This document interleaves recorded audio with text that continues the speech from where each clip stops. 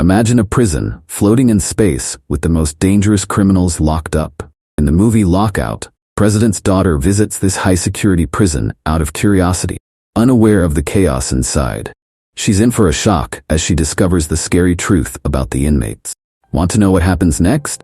Stay tuned for a thrilling adventure filled with danger and excitement. In 2079, former CIA agent Snow was in a Washington, D.C. prison, being questioned by Secret Service Director Scott Langral. Langral wanted details about the incident in New York involving the colonel. Each time Snow joked, instead of answering, an officer punched him. A flashback showed Snow in a motel room, struggling with a mysterious man who was choking him. Snow fought back, headbutted the attacker, and eventually shot him after a fierce struggle. The attacker fell next to two other bodies. Snow answered a call from his friend Mace, who warned him he had been double-crossed and needed to escape immediately. The colonel, dying, handed Snow a lighter and asked him to protect this. Snow glanced at a briefcase on the floor, reassured the colonel, and then the colonel died. Snow tried to grab the briefcase but heard police approaching. He used a mattress to fool them, knocked them out, and fled. He climbed to the roof, jumped down, and snatched the briefcase. He found a bike, stole it, and escaped onto the highway. Mace called, telling him to meet at the subway and to drop the phone to avoid being tracked. Snow did so as a helicopter following him exploded. He rode the bike into the subway, threw the briefcase onto the train, and was captured by the police. Back in the present, Snow finished his story. Langral accused Snow of killing the colonel, showing a video of Snow shooting behind the colonel. Snow denied it, but Langral insisted he saw it. Officer Harry Shaw entered, took over, and offered to help. Snow asked Shaw to retrieve something last seen on the train. Another flashback showed Mace hiding the briefcase in station locker. A cop found Mace's keycard, causing Mace to drop his gun accidentally. The gun went off, injuring a cop. Another officer then shot Mace and captured him. In the interrogation room, Shaw asked Snow about his backup. Snow refused to tell, fearing Shaw would inform his boss. Instead, Snow wrote Mace's name in cigarette ash on the table. Shaw wiped away the ash and ended the conversation.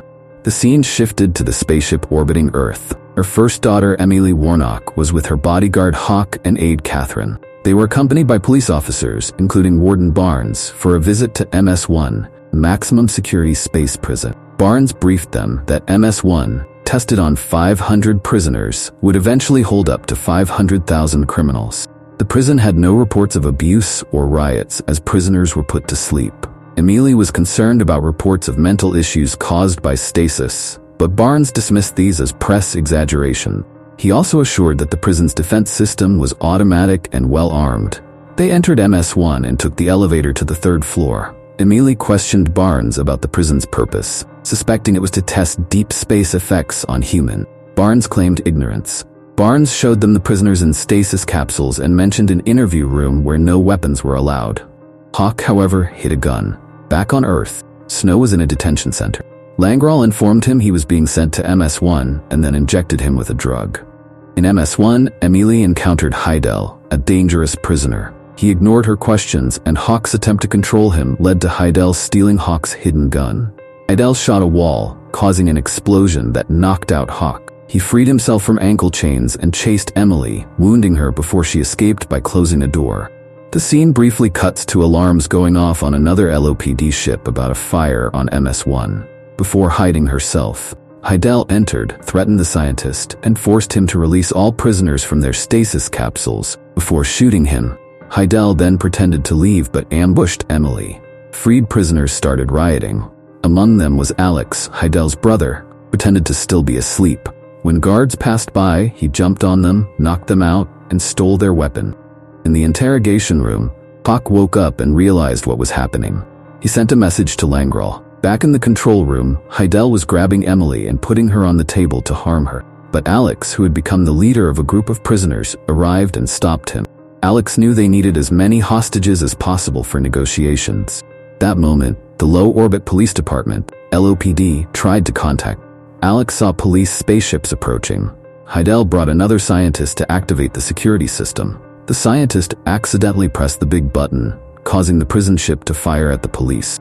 Meanwhile, Langral and Shaw were at the White House, updating President Jeff Warnock about the situation at MS-1. Warnock was worried about his daughter, but they reassured him that she was okay because of her telemetry, a small device tracking her health. Langral wanted to send special forces, but Shaw suggested a different plan. He thought sending in soldiers would risk Emily's safety. Instead, Shaw proposed sending one man with a specific mission. Snow was initially unwilling to help, but when Shaw revealed that Mace was in the prison, Snow agreed to the plan. Shaw gave Snow the colonel's lighter as thanks. At MS-1, all the hostages were gathered in a room and the prisoners took their IDs. Emily felt cold, so Catherine gave her a lab coat to wear. Back on Earth, Snow, Langral, and Shaw boarded a space shuttle and reviewed the plan. Snow learned about the telemetry and an escape pod on level 5, which he would use to escape. He was given a map and some explosives. In the prison ship, Alex hurt his hand during a fight and asked for a doctor. One of his men went to the hostage room where Catherine was bandaging Emily's leg. He mistook Catherine for a doctor because of the lab coat and took her to Alex. Emily pretended to be a doctor and helped Alex. Snow, Langral, and Shaw reached the LOPD spaceship. Langral took charge and was told that Alex had demanded a negotiator. Langral tried to talk to Alex. The call ended. They saw Emily with Alex, and Snow realized the prisoners didn't know she was the president's daughter. Feed came back on, and Alex appeared on the screen. He showed them a demonstration. They released Barnes into space to die. Alex warned that there would be another show in an hour. Langral planned to negotiate with the prisoners, but Shaw told Snow he would go in anyway. While Snow looked for a way inside, Cop was sent to MS-1 as a negotiator. Cop spoke privately with Alex and convinced him that releasing at least one hostage would be best. Alex agreed and was told to choose a wounded woman. He picked Emily. Heidel did not like this, and needing a wounded woman, shot Catherine to replace Emily. Catherine died from the shot. At that moment, Snow found a spot to climb aboard MS-1 and was seen by a prisoner who warned Alex about the setup. Alex shot the negotiator and ordered his brother to find and kill Snow. Shaw helped Snow enter the ship safely. Meanwhile, Alex read a digital newspaper and finally figured out who Emily was. Emily was in an elevator with Hawk, going back to the hostage room with a prisoner. She grabbed a fire extinguisher and used it on the prisoner's face. The prisoner pushed Hawk away just as the elevator doors opened, and Snow showed up. Emily appeared, hit Snow with the fire extinguisher, and ran with Hawk into a secure room. This caused an emergency alert for Emily. Outside the room, Snow explained what happened to Langral and Shaw, but had to hide when Alex and his men came out of the elevator. They found the locked room where Emily was hiding. Alex told his men to bring 2 engineers. Snow sneaked through the ship's shafts, not knowing a prisoner was following him. He reached the torsion system, which made gravity work to hold him up. As Snow was about to glide over, a prisoner jumped on him, and they fought while floating in the air. Snow managed to push the prisoner off and grabbed the edge of the exit, but the prisoner clung to his leg. Heidel, in the control room, saw this on camera and shot the controls to turn off the torsion system. Snow shot the prisoner off him, but without gravity, he struggled to hold on. The rope holding him broke, and he started to fall. Luckily, Shaw's men turned the torsion system back on, and Snow glided out as planned. In the secure room, Emily and Hawk heard the door being forced open. The engineer working on it was failing, so Alex shot him when a new engineer arrived. With the oxygen running low, Hawk shot himself to give Emily his air. Snow continued through the shafts and finally found the room. He blew up the shaft lid to get inside and found Emily unconscious. Using a medical kit and following a LOPD doctor's instructions, he revived her. Emily was shocked when she woke up and pushed Snow away.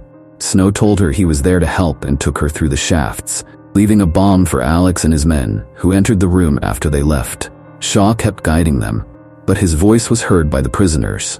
Alex got a communicator officer to cut off transmissions. While treating Emily's wound, Snow told her the president had sent him and that he was there only to save her.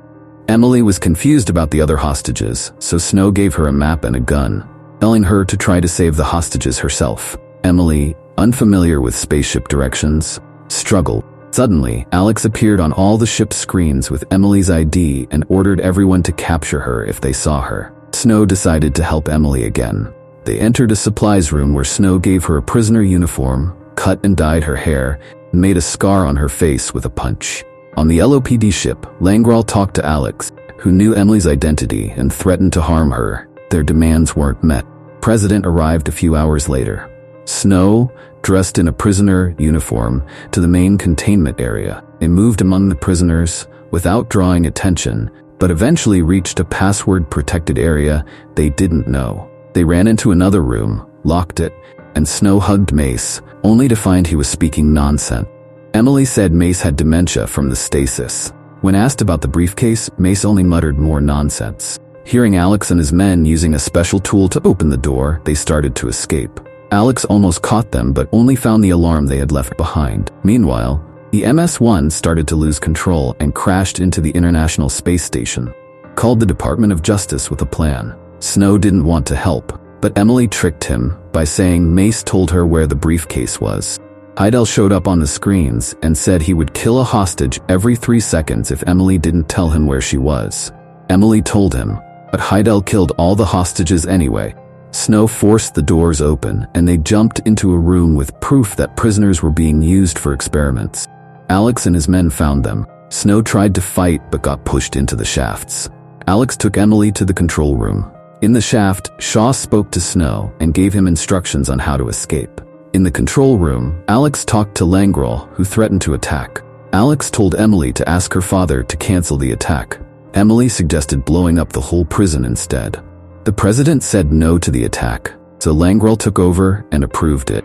Alex and Heidel saw the incoming ships and argued. Heidel stabbed his brother and went after Emily. Snow arrived just in time to save her. He knocked Heidel out. As the MS-1 was attacked and prisoners chased them, Snow took Emily to a room Shaw had mentioned, locked the door, put on spacesuits, and jumped off the ship just before it exploded. The explosion pushed them toward Earth, where the police found them. Emily was saved, and Snow was arrested again. A few days later, Emily was in her hospital bed when she remembered Mace's last words about the briefcase. She escaped the hospital, decoded Mace's words, and got the briefcase from the right locker. She then went to the motel room and learned the truth. Snow had shot while an intruder shot the colonel. Langrel, watching from a roof, had thought Snow did it. Emily took the briefcase to the president and told him what to do. Meanwhile, Shaw visited Snow in the detention center. Cop brought the briefcase to show Shaw, revealing it was empty. Snow said it was odd. Shaw knew the combination. Shaw was revealed as a traitor, and Langrel arrived to arrest him. Snow used the colonel's lighter to mark Shaw as a rat, or he was taken away. Snow was cleared of charges, left the precinct, and tried to light a cigarette. He found a secret SD card in the lighter, which was the real thing the colonel wanted to protect. Emily then came to him, told him his real name was Marion, and after punching him, they left together, joking and teasing each other. The movie ended there.